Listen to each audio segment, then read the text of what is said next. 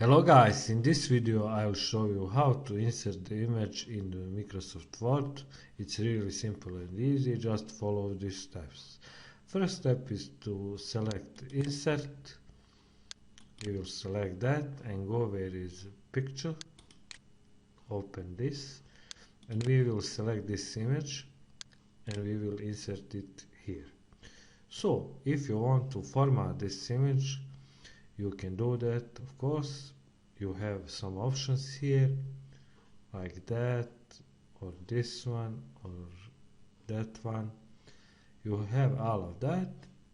Or if you want to make some shapes around your image, you can also do that here on this side. You have also borders if you want to add a border around the image, and you have some effects here. We will select some 3D effects.